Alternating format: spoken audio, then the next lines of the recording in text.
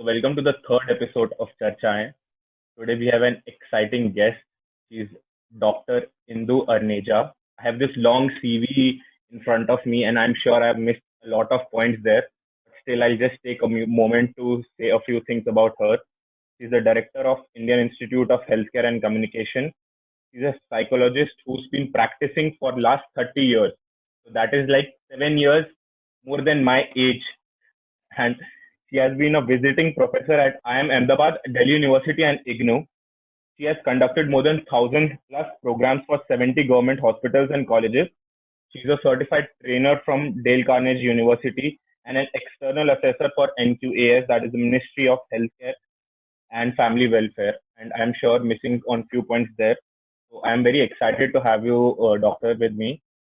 I'll just dive into the question.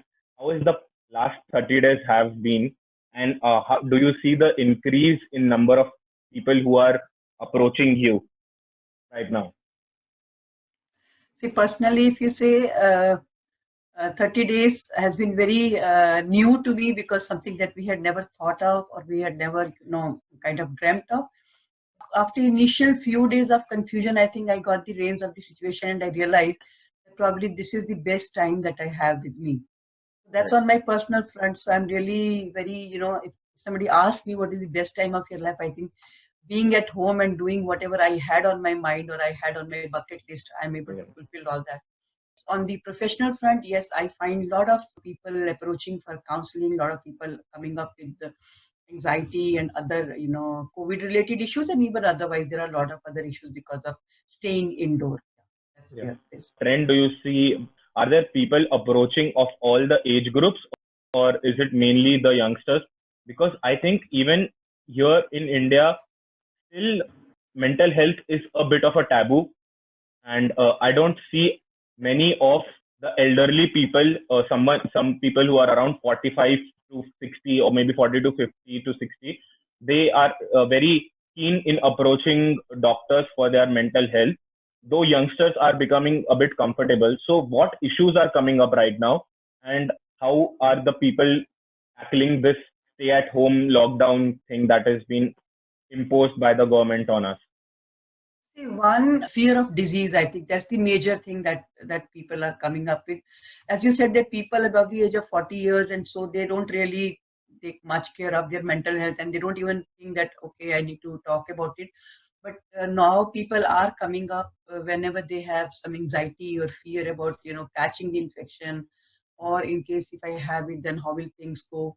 So I do get calls from that group of people. And of course, from youngsters, we get calls about, like, when they are at home and they are not finding a way out to, utilize their time, or their concern is not much about the disease, but there are a lot of other. And also, a lot of calls from parents I'm receiving when they're finding it difficult to handle kids at home, especially their teenagers or grown-up kids. Yeah. Because that's something that has never happened, everybody at home for such a long time, and actually not having anything very specific or special to do. And I think that's something which is very mind-boggling.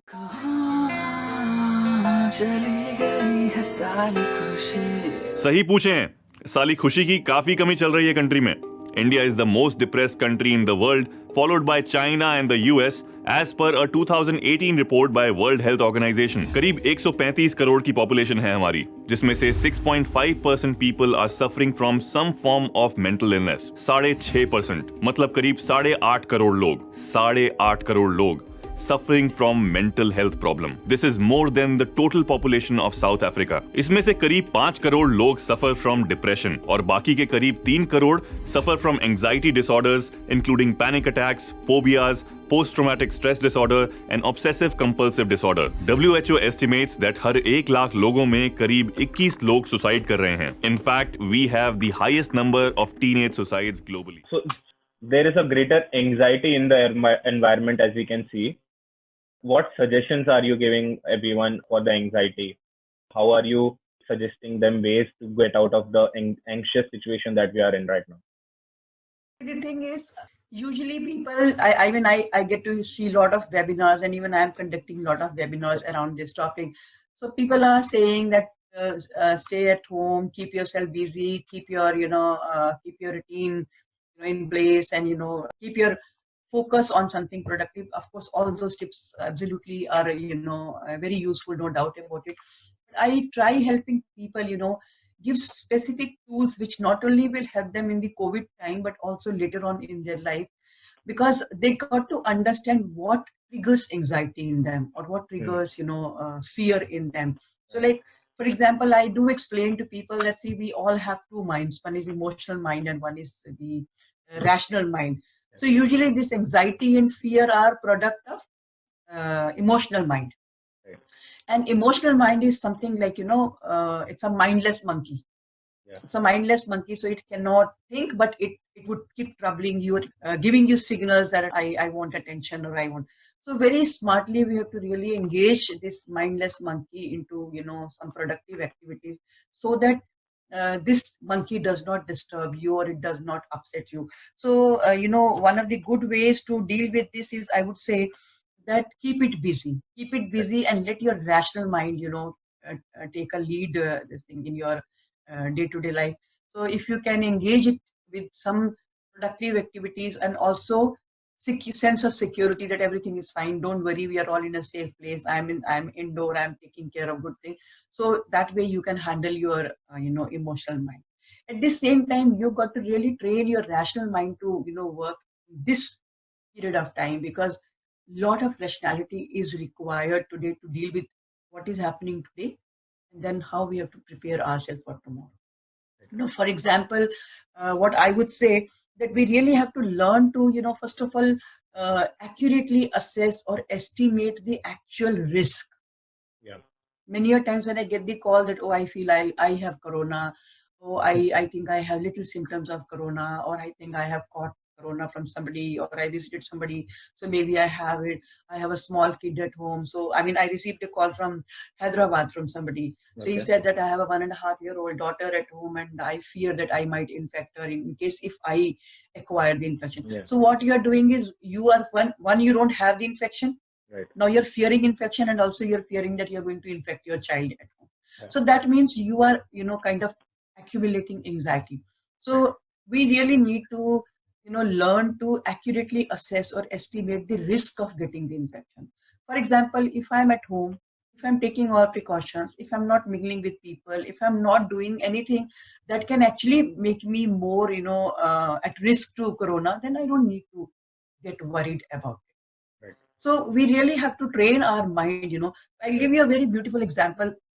Long ago, maybe 15 years ago, I can say, or maybe more than that, 15-20 years ago, I used to watch that serial, Dastak. Do you know that Yeah, serial? right. I know that. They used to come Do you on watch a- that? Do you watch that? I don't watch it. I remember my mother used to watch it. Used to come. Okay. Yeah, used to come on a news channel, right?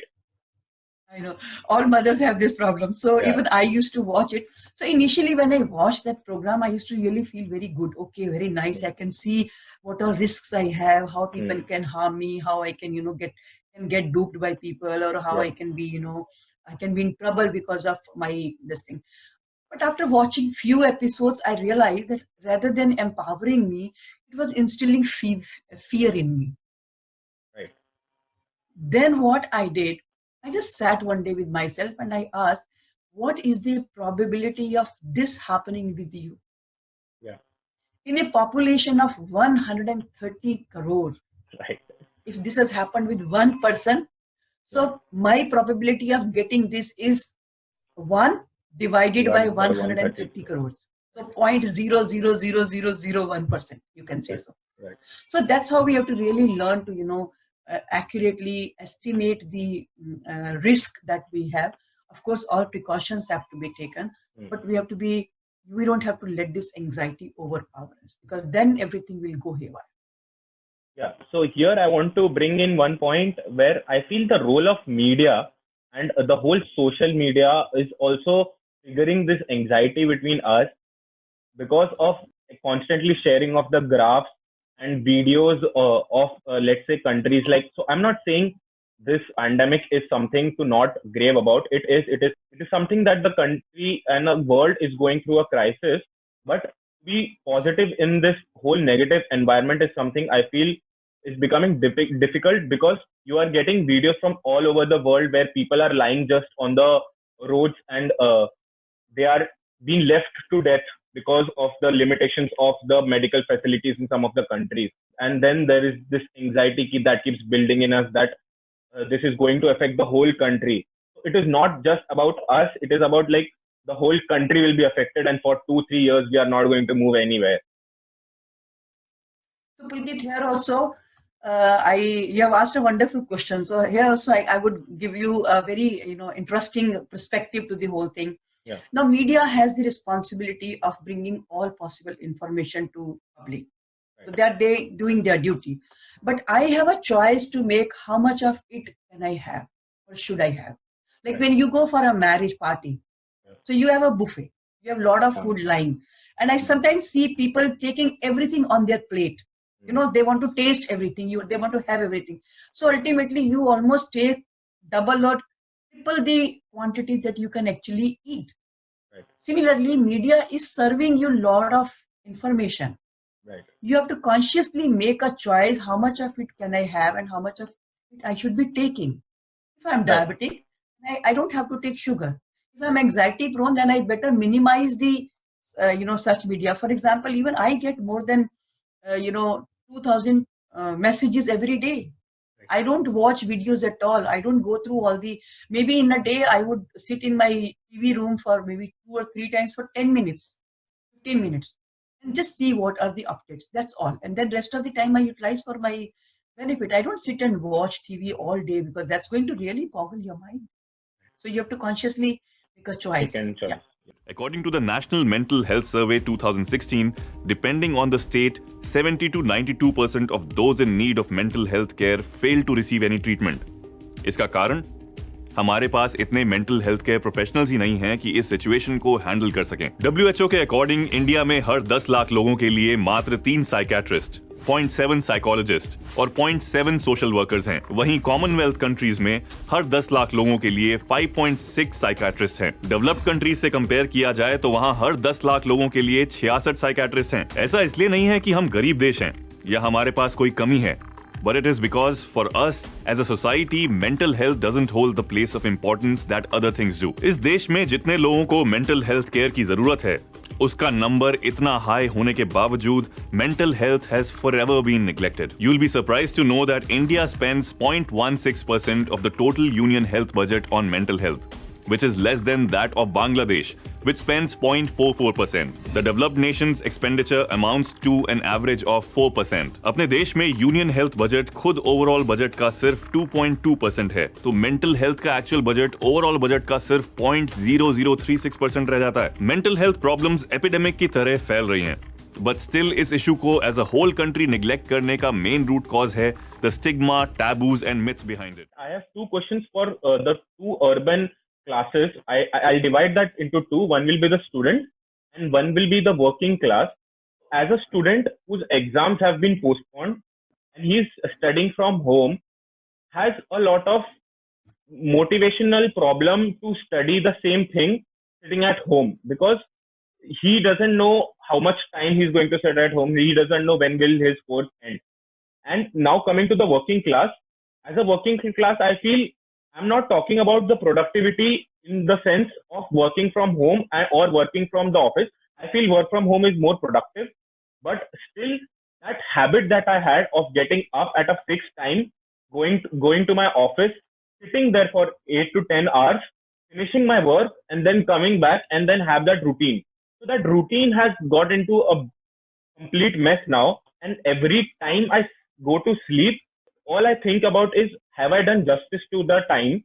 Have I been productive? So that there is this extreme race in my mind of being productive and of resting and taking it calm. So how do I deal with that? So I think actually you need me to address 2-3 issues that you have, kind of asked in Right. these 2-3 questions. Right. So we'll focus one by one. For example, when we are talking about the students, for example, one situation could be when there was no teaching at all. Fortunately, now we have the provision for online teaching, and most of Right. the colleges and schools have moved to online teaching. Hmm. So I think students are now getting some regular teaching from their teachers Right. on on regular basis.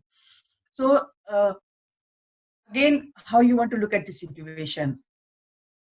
You are at home. You can, whatever teachings the teachers are doing, you can take that and you can sit at home and you can work on it. That is one thing. Second is, in case if the exams are postponed, or even in case if the whole 1 year goes waste, Yeah. one thing that should actually give us a feeling of relief is that it is not me alone in this situation. When Right. it is everybody, then I got to understand that it's not something that is going to happen to me alone.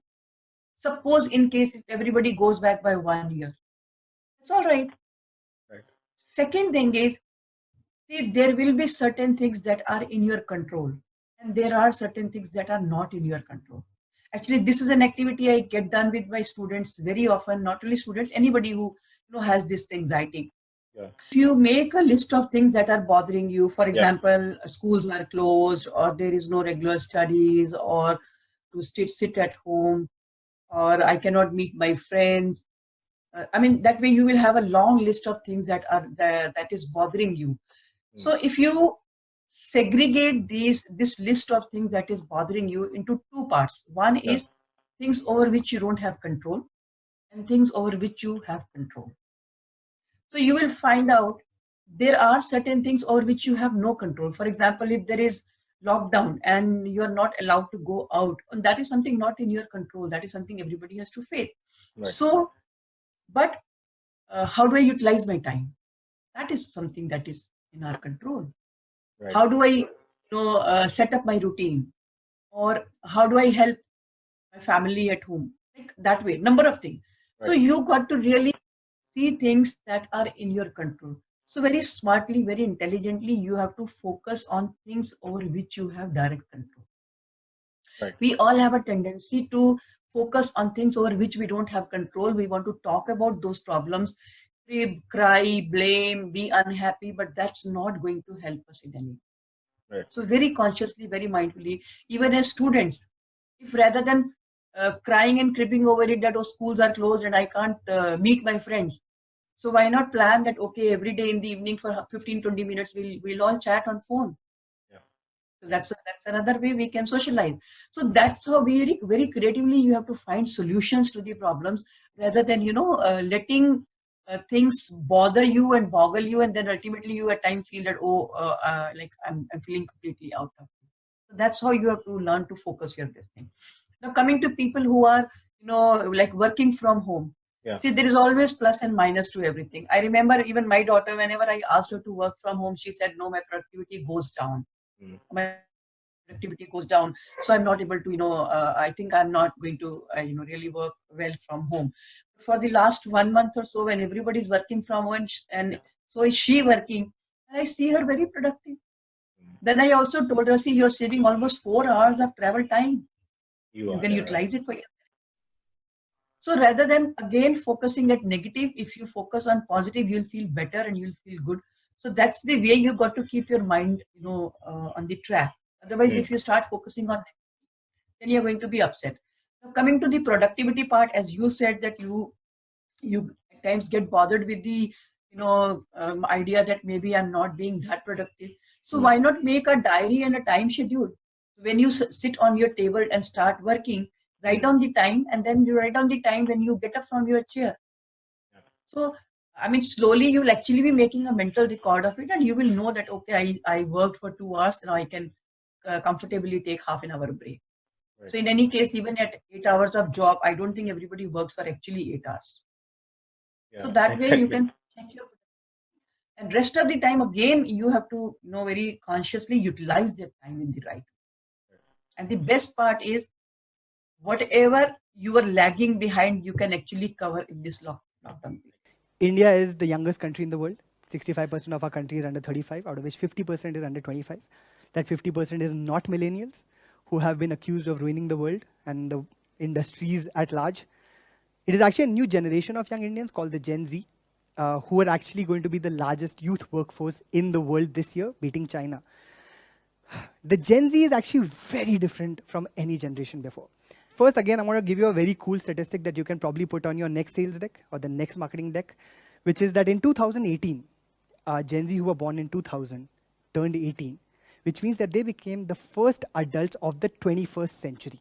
But what's cooler about them is the fact that until Gen Z happened, think about it, no Indians have ever actually had anything in common with each other. Nothing. Caste, community, color, creed, political opinion, we know that's not true. No Indians have had anything in common, but the Gen Z has one thing that has made them homogeneous, that they have in common. You are all kind of born digital natives. As digital natives, you have grown up on the mobile phone, on the internet, and you've had more access and awareness of the world than any other generation. You've been united by mobile technology. A lot of times, psychologists advise you to go out, breathe fresh air, have good communication with people outside, and then go for a or maybe somewhere to disconnect from the world so that you can reevaluate yourself. Here we are stuck in these four walls. So so has your suggestion changed over to this thing, or do you still suggest that we should go out in the balcony and sit alone? Definitely some self-reflection I think everybody should do on daily basis. Right. So more important is spending time with yourself. Where you do it, that's perfectly, all right. If you can sit in a room silently, tell your family members that for next half an hour, I don't want to be disturbed. Right. Or consciously you move out to the balcony, or if you have a rooftop, go to the rooftop and spend some time with yourself.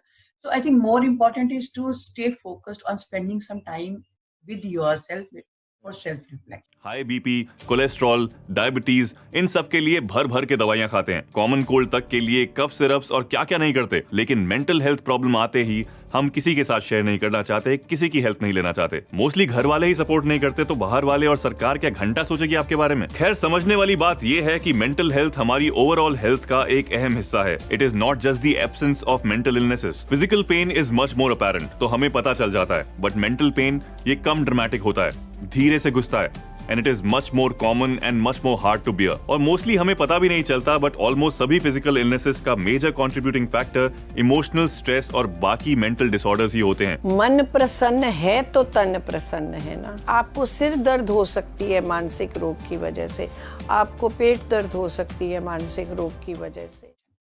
Of course, if going out is not possible, or if it is not allowed, again you can feel bad about it and cry. Or you can find creatively some way to, find solution to the problem.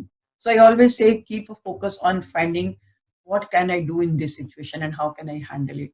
I think that would be a better way of handling a situation. So listening to music, reading books, listening to TED Talks, that's very enlightening. That's very enlightening. So whenever you are online, if you go on TED Talk and listen to some interesting TED Talk, really, it's almost like a book that you get to read in 10-15 minutes time. Also, one thing I wanted to have your light upon was that not all children have a good connection with their parents, especially nowadays in this urban setup.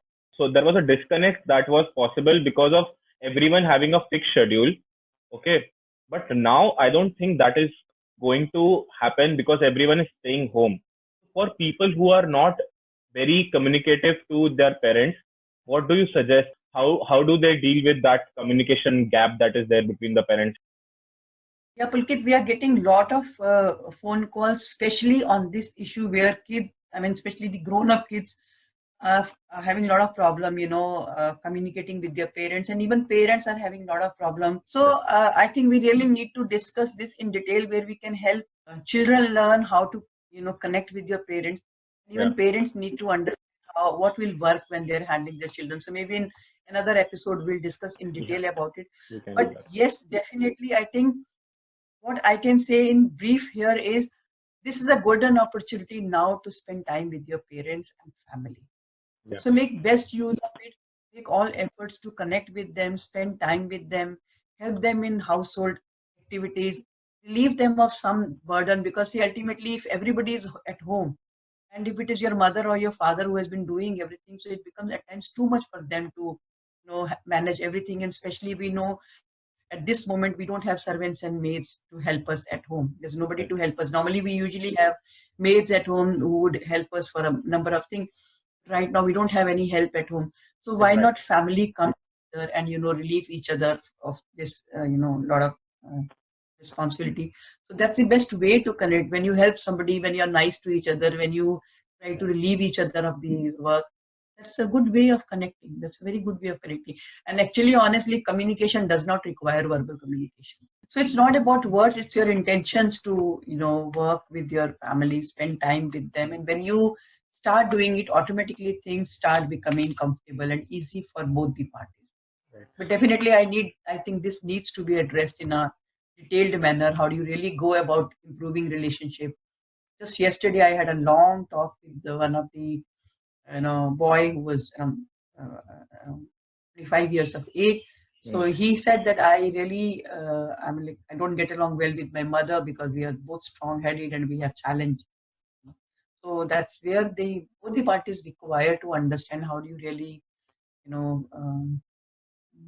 handle situation, handle each other, and come together for a while and then create some safe space for each other so that everybody's comfortable. Right. And also about relationships that nowadays people have, because everyone is staying at home, so you don't meet the people you love every day. You don't meet your friends every day. So how do you, what would you suggest that how do you cherish those relationships? How do you keep it up with them, with the friendships? And is communication the only way, or do you suggest something else? See, there are two things to it. One is thanks to the technology, I think we all can get connected with each other at any Right. point of time. Right. I mean, across the globe, you can talk to anybody any minute. Right. So we have video chat, we have WhatsApp calling, we have Facebook calling. So many things are available Yeah. now. I think that should not be this thing. But at the same time, I would say golden chance to be with your family, be with yourself.